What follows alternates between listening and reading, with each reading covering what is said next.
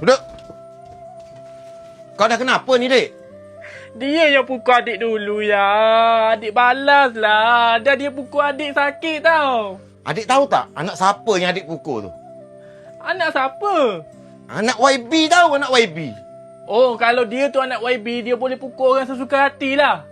Dek, biar orang buat kita. Jangan kita buat orang. Ayah takut nanti naik mahkamah, kita yang salah tahu. Ayah boleh pergi tanyalah. Ramai orang yang tengok siapa pukul siapa tadi. Ayah boleh pergi tanya seorang-seorang. Ada saksi lah. Masalahnya, Dek, saksi-saksi itu semua anak YB. Dia takkan backup kita lah. Mana ayah tahu dia orang tu semua anak YB? Meon! Meon! Meon, kau keluar kejap, Meon! Alamak, YB dah datang dah. Ya, YB. Meon! Anak aku cakap, anak engkau kutil dia sampai bila, betul ke? Anak saya tak ngajar, YB. Tak sengaja engkau cakap. Aku akan pastikan engkau dengan anak engkau akan masuk penjara, kau tahu? Penjala? Natang apa penjala? Gelak. Kau ingat kelakar ke? Sikit-sikit lah, YB. Orang macam engkau dan anak engkau ni memang patut masuk penjara tau.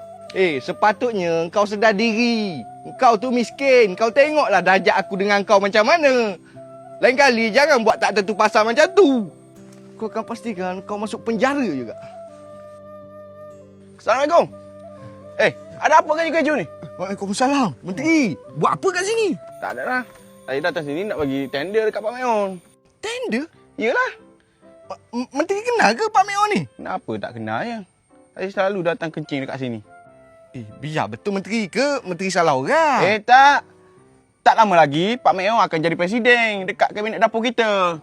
Presiden? Yelah, presiden lah. Kabinet dapur kita? Ya. Yang kau pula ni buat apa kat sini?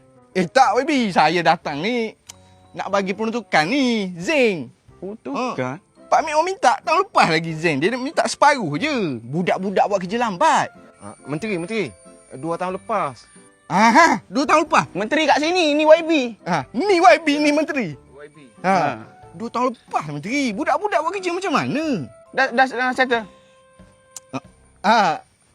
Pak Meon, pasal anak awak dengan anak saya tu, biar je lah. Biasalah budak-budak. Memang anak saya patut kena pukul dengan anak awak pun. Siapa suruh buat macam tu kan? Kalau macam tu tak apalah. Sembanglah dulu Pak Meon, pergi dulu Presiden nantilah kau. Menteri. Okey Okey. Assalamualaikum. Waalaikumsalam. Elok-elok jalan. Menteri, naik dulu. Okey, Pak Meon. Allah. Boleh pecat kasih kau? Naik macam tu je sebab menteri-menteri. Okey.